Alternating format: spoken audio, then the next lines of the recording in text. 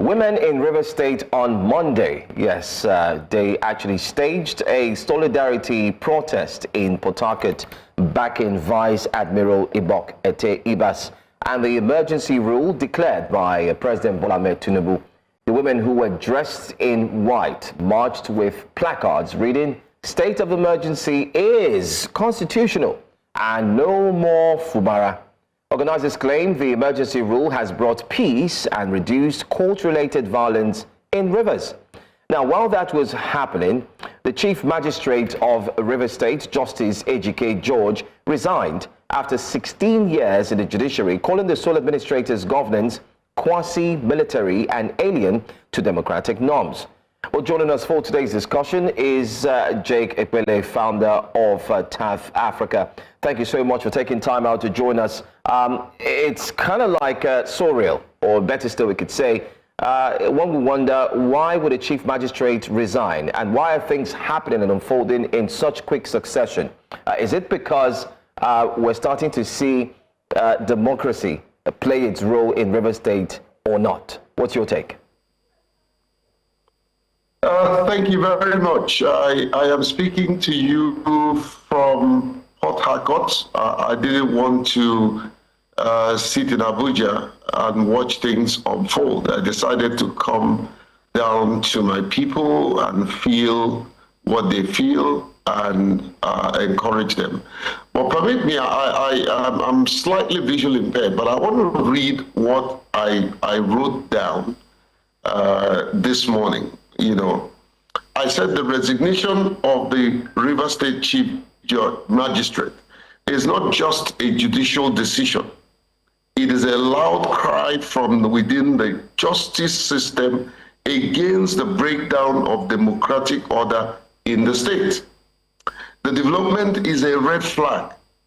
It signals that the judiciary, which should remain neutral and independent, is under siege by political forces seeking to manipulate the level of power.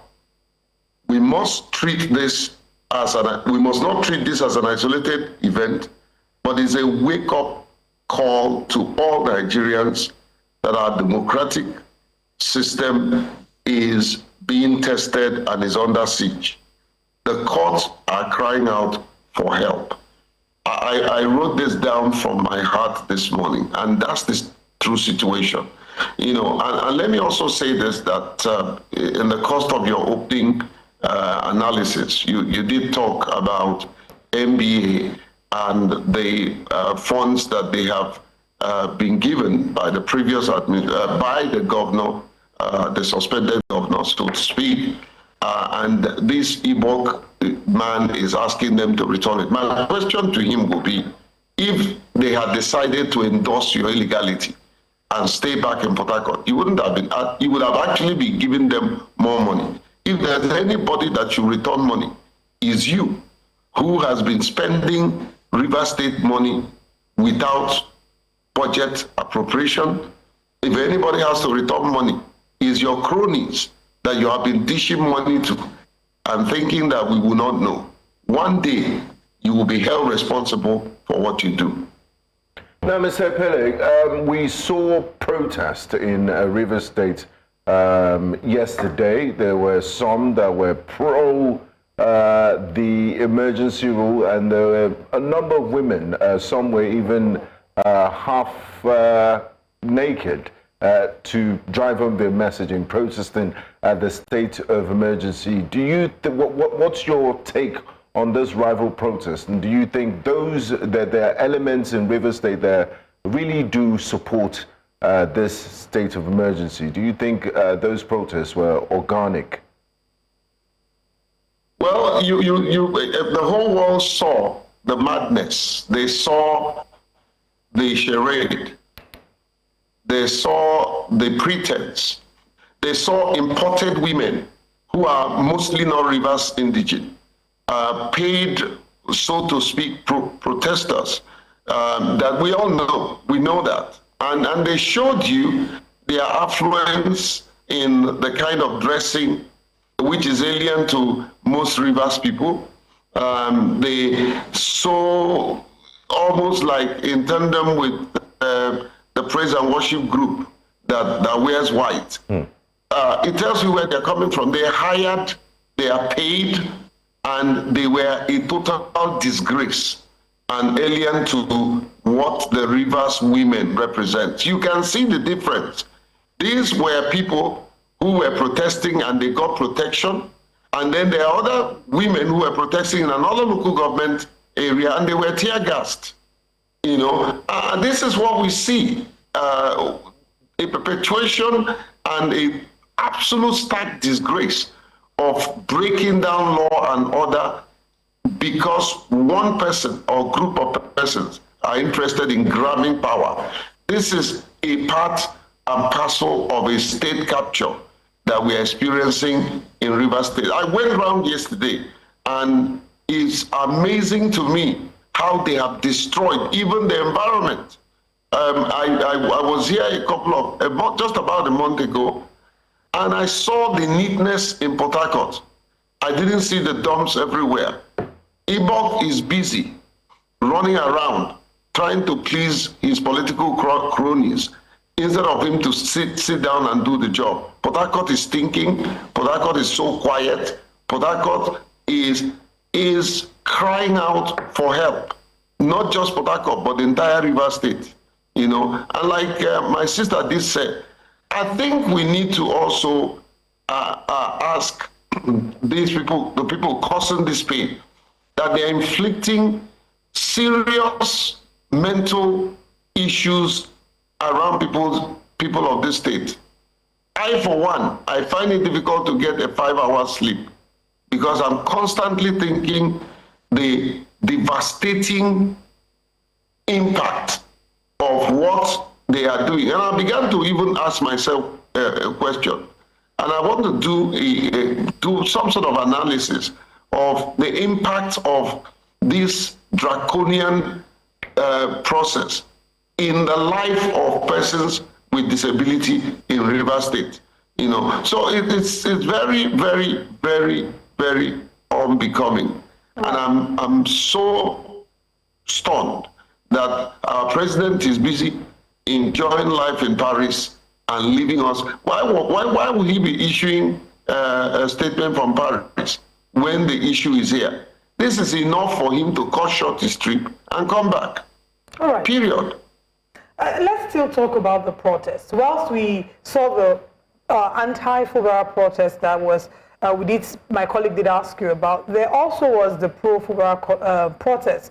So you've shared your sentiment about the women who were protesting against Fubara and in support of the sole administrator. Do you share same sentiments about the women who were protesting for Fubara? Because the argument would be that everybody has a right to protest. They have a right to express their thoughts and throw their support behind whoever they deem fit. Yeah, I mean, there's no doubt.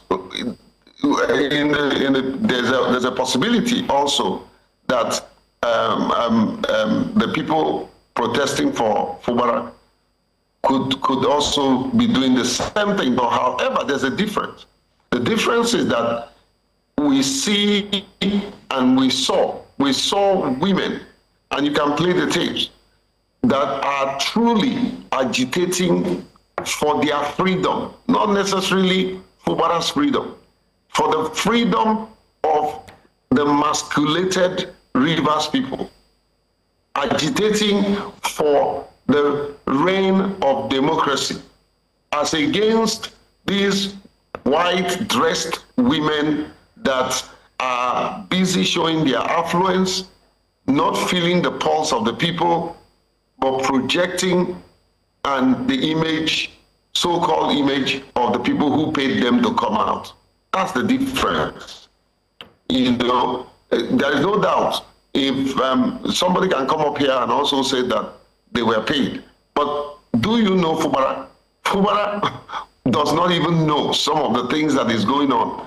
The people that are protesting for him, he doesn't know. And most cases, I can tell you for free, he does not even endorse it. He doesn't want it, you know, for reason best known to him. And that's one of the things that sometimes makes me angry. He's too protective, and the truth remains that it's not necessarily about him. It's about what we will leave behind for our children. It's about the fact that maybe it will take an Opopo man, where I come from, another 30 years to become a governor. It's about the legacy that we want to leave behind for our children. It's not necessarily about an individual. And that's the difference between Fubara and them. Fubara is fighting for the people. They are fighting for themselves. Period. All right. Let's also look at what should or can be done. We do see that the sole administrator has up until 6 months before anything else would happen. We've also seen the situation of the judiciary, especially looking at the resignation of, some of them. Let's put it that way. What are your thoughts concerning this? Do you think that the Constitution is going to be reviewed or looked into in this case? Because the protesters, some are saying that it is constitutional. The pro-Fubara are saying it is unconstitutional. Shouldn't this be the right time for the judiciary to step in and clearly explain, even though we have read it ourselves, but let the common man know what is constitutional and what is not? In my opening statement, I did say that the judiciary, not only in Rivers State, but across the country, are under siege, and there are good elements within the judicial system, and there are bad, very bad elements within the judicial system. There are people that can be easily manipulated. But the issue of constitutionality, the majority have said it, and I stand here to also say it, that the whole process is unconstitutional. It grossly undermines the Constitution of Nigeria, 1999, as amended. And for you to start making changes, repealing and replacing the constitutional provision, it takes a long time. I mean, we submitted a memorandum. We haven't even started going into the nitty-gritty of the review process, talk less of making amendment. It takes a long time. And so we cannot keep amending the Constitution in our heads just to please us and taking decision even before we get approval. And that's one thing with me about the president's, the actions that the president have taken. The proclamation would have gone forth, wait for National Assembly to give approval, but that was not the case. He proclaimed, then appointed, then swore in, and then the National Assembly started running around trying to endorse the illegality that has already taken place. So the women who are protesting that it is constitutional, that is their right. I wouldn't say that. However, they are not right.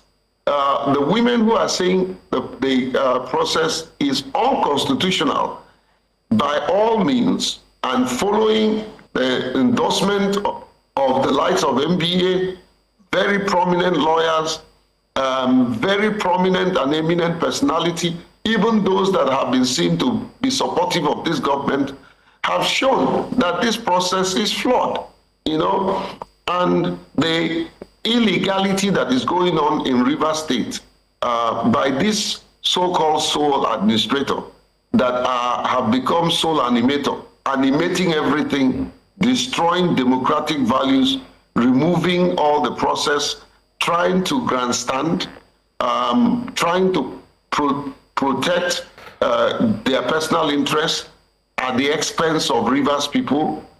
It is unacceptable. And voices like mine will never be silent. Now, Mr. Epelle, in a few days' time, it will be exactly 1 month since the sole administrator took office to say, was appointed to his role as sole administrator in Rivers State. And in that time, quite a lot of things have happened. We've had visits here and there. My question to you is, are you aware of any peacekeeping initiatives to, to smoothen things out between the Wike camp and the Fubara camp? And also, I'd like to know your take on the visits of the pro-Wike lawmakers to the United Kingdom to learn about legislative processes. Are you excited that they will bring back some of this knowledge and the people of Rivers will gain from it following their trip to the United Kingdom, the UK? Let me start with that, and thank you for your question. Their visit, I want to know who paid for it. There are 27 lawmakers. Who paid for it? I'm also aware, and hopefully I'm right, that they lodged themselves at Regent Hotel. Wow. Regent Hotel in London is about £1,000 a night room. Who paid for it? That's what you... These are non-democratic individuals, people who have destroyed democracy. What are they going to learn? And that brings me to the fact that, sometimes I need to ask questions, If I were to be, somebody will say, well, you're not. If I were to be the High Commissioner, I would not give them visa. I mean, of what value? What value are they bringing to us? What is it that they went to learn? So these are people that have created more problem than solve. They have literally held the state to a juggler. And you're saying they are going to, what are they going to learn? They need to first of all unlearn or the wickedness that they have inflicted in the state, before going to learn what? So in terms of making peace between Fubara and Wike, I have never been against it, and I will never be against it. There's always a room to make peace. But while you're trying to make this peace, don't assert yourself that by the time peace is gotten, if at the end of the day, you would have weakened the other person and make him a lame peace advocate or maker or obtainer. All right. And so it's funny what is going on, because there is a systematic destruction of the powers of a sitting governor, that at the end of the day, if Fubara is returned, and I hope so, he would literally become a lame governor. And that's one thing that must not happen. Another thing that I also want to bring to the knowledge of your viewers, I think the likes of Ibok, and this morning I was thinking about, I schooled in Cross River, then Cross River. His name sent some shock waves to me. Ibok-Ete, is almost like the head of a native doctor, so to speak, by my own understanding. Absolutely. Ibok, medicine, Ete, or, but whatever it is, my brother, the truth is that, this man must not try. He shouldn't dare trying to conduct local government election, because he is not an elected sole administrator. He's appointed, and I don't know where he would justify morally the integrity of the mandate to go and conduct election when you are busy destroying the democratic system. What moral burden will you have? What moral authority will you have? What audacity will you have to go and conduct election when you have shown yourself absolutely and totally undemocratic? I hope the National Assembly will not endorse this evil. In your criticism of Vice Admiral Ibok-Ete Ibas, you did mention at the start of this conversation him giving money to his cronies, I believe, correct me if I'm wrong, Is that the position? Do we have evidence to support that? Well, the local government administrators he appointed are his cronies. And of course, the same money they denied Fubara have been released to him. And please correct me if I'm wrong. The local government money have been released to him.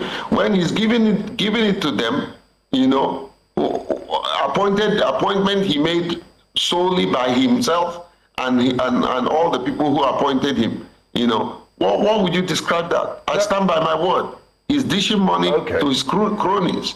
You know, who will hold him accountable? Who will hold him responsible? Let him come and tell us this 30 days in office. I challenge him. I do that in my organization. My annual report and account is on my website. Let him release the annual report and account of his expenditure for these 30 days. Let's see who got what. Now, Mr. Epelle, I want us to step back for a bit, and we're trying to unpack all of this. Admiral Ibak was retired. He was Nigerian High Commissioner to Ghana, and then he was called out of retirement to take up this role of sole administrator. Where do you think he knew these people that is appointing as administrators for the local government? How he's not from River State. He hasn't conducted any business in River State before this appointment. So what was the logic in appointing this local government personnel? Very good question. I'll tell you where it's coming from, but you asked a very intelligent question. So if in actual sense he does not know them, why appoint them? If he doesn't have relationship with them, why would you appoint someone you don't know? I take time in my organization to interview everyone that works for me, and most times I ask them personal questions. I want to know who their family, where they are coming from. I want to avoid the issue of division before I appoint them. You know, that's what every smart CEO should do. In the case of Ibok, he's playing the script which was given. There is no doubt, it was obvious, he's making rounds that the former FCT minister simply came to Port Harcourt, interrogated, fraternized with him, you know, in a fantastic Rolls Royce that I was told he was driving, you know, and handed over a list to him. And it's true. Why? Because some of the people appointed, they have traced their relationship back to him. Some of his cousins are people appointed. Some of his relatives are appointed. In fact, about 2 local government areas, including the local government where he administered as a chairman, the people that are appointed are clearly his cousins. You know, so there is no doubt that Ibok is dancing the drum beat as a masquerade, but the drummers who are drumming what he's dancing knows exactly the steps he is expected to dance with. You know, so it's a simple. You don't need an IQ of a mushroom to know the truth. You know, he doesn't know them. Why appoint them? And then you reeled out his pedigree. You reeled out his education and his training. You know, my dear brother, I have been offered setting up a backup. I don't want to mention it here. I've been given opportunities that I know does not align with my personal principles, you know, and I rejected it. So with all the pedigree, with all the training, with all the fine gentleman that he is, you know, why didn't you turn this down? Why would you watch to destroy everything that you have done? That's one thing I keep asking myself. You know, I mean, I respect my family. I have a family member whom I so respect and cherish, who was in the Navy, in the military. You know, And he served this country very well with integrity, And this gentleman shouldn't have taken this job if he is careful, not just about his reputation, but about his character. I always tell people, I don't care about reputation, I care about my character. Because when you have the right character, it will take care of reputation. People go after reputation. If you have a good reputation and you don't have character, you are zero personality. And that's my take. In terms of appointment, there is no doubt that he appointed based on the advice and the list he got. Otherwise, he doesn't know any of these people. And for me, a smart CEO or chief executive must not hire somebody you don't know. That's a recipe for disaster. And that's exactly what we're getting. All right. Thank you so much, Ejike, for joining us this morning here on Breakfast Central and shedding a light into the recent happenings in Rivers State. Thanks for your time. Thank you so much. And I can't thank you guys enough. You guys in New Central, Kayode and the team, you guys are just amazing. And one day, I believe you'll get an award for being called Defenders of Democracy. Keep doing the job you're doing. God is on your side. Thank you. Thank you so much. All right.